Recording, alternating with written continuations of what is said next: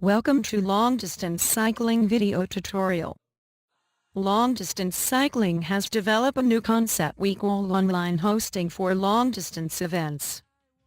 The online hosting is different to anything that any previous software or app has ever provided to riders and their family.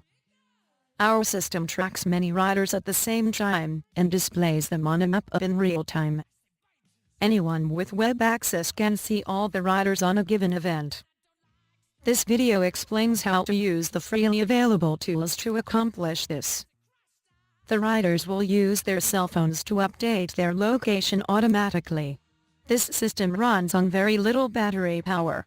As a matter of fact, the battery usage is almost insignificant. More of this later. Step to use this system is to log in into the trackmyride web app. As there might be many events running simultaneously, there is an easy procedure to let the system know which event you are participating and your identity. Type in the address as shown in the screen in your smartphone web browser before you start to ride. Reliable web browsers are Safari for iPhones, Chrome and Firefox for Android devices. Any modern web browser will work providing it has access to the GPS unit in your cell phone and that you have the browser accepting cookies from a web page. We suggest to bookmark the address for easy access. The web app screen will look similar to the image on the left. At this point you need to tell the web app which ride you are about to start. The available rides will be listed starting with the date and the name of the ride.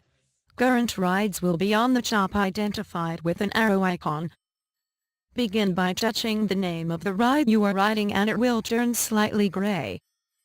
Then confirm your selection by touching the blue button labeled Select Ride. After you confirm your selection, a panel will slide from left to right. The panel's title will show the selected ride name. If the name listed does not match your desired selection, simply do a swipe gesture to go back to the previous screen. There is a help button that can provide some assistance. If the title displayed is what you want to select, look through the list of participants and find your name. Use the finger gesture to browse until you find your name. Once you have your name in view, hold your finger over your name for 2 or 3 seconds until the screen switches to track mode. If your name is near the bottom of the list, there is a track button that also makes the selection. After an instant, the web app will ask for your permission to use your current location.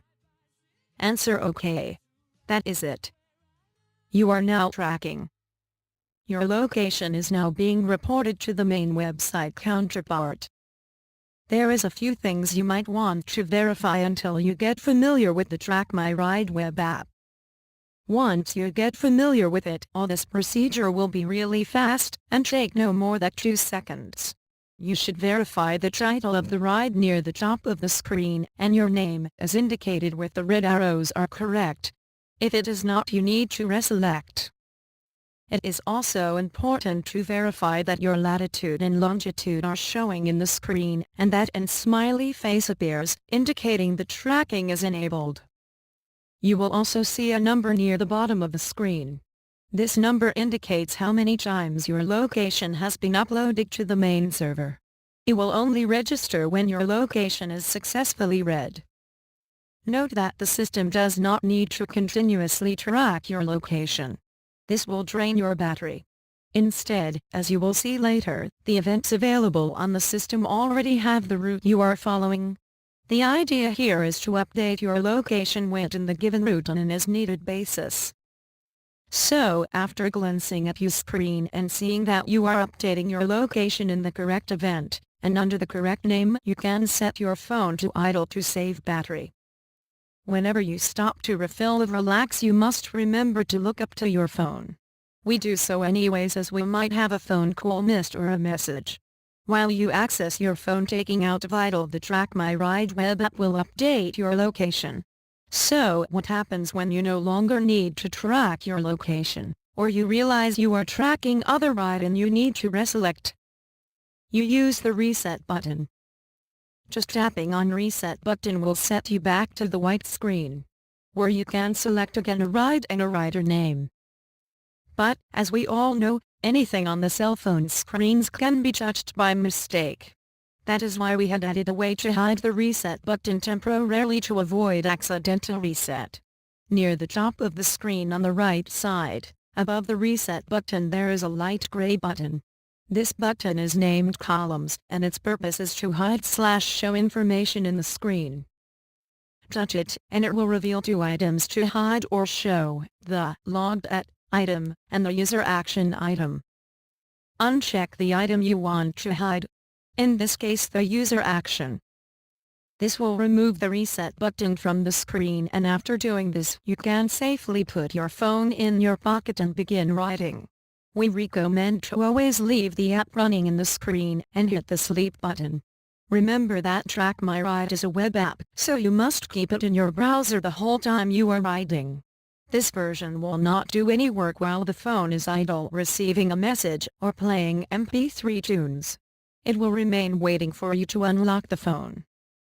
If you want to use your phone for anything like texting, making a phone call, or using a regular app, remember to bring up the web browser app before setting the phone back to idle and leave the trackmyride web page on the screen before you put out the phone. Do not navigate out of trackmyride by tapping on the back button. This will cause to temporarily disconnect you from the tracking system. If you need to use the web while you are at a stop, please set a new window, and before booting the phone down, go back to the window that holds the tracking app. trackmyride must be up and counting as you set your phone to sleep. That way, the next time you wake up your phone, it will report your location right away. If accidentally you lose the connection, don't worry. Log in again, and the system will pick up where it left off. The system is designed to handle accidental disconnects. But to avoid the procedure to keep login every time is best to follow our suggestions. But again, once you become familiar the login process, it will take no more than 2 seconds to do so. At some point you might want to see where you are in relation to other riders. Maybe one of your buddies got lost and you might want to know where he or she is. You can do that too. Leaving trackmyride in its own window. Open up another window and go to My Map. My Map will use your current credentials, ride and name, and will show you the current ride, and everyone that is tracking on the map. Tap on the rider icons to reveal the name of the rider. This web page also shows you weather information, which is very useful on rainy days, to spot a storm, or to see the temperatures ahead. We suggest to create bookmarks for trackmyride and My Map, so you can easily access them on the road. Remember to always stop before attempting use your cell phone. For your family and friends at home, there is the main website that show all this on a big screen. Share with them the main website address. On the main web page, your family and friends will have a panoramic view of the ride with extra information and real-time updates of your location and stats. We are constantly developing additional features for the main website and the web app. Make sure to check out new tutorials coming up. LD Cycling is free to use, and there is no hardware or software to buy. If you find it useful, encourage your family and friends to donate $1 to support free tracking.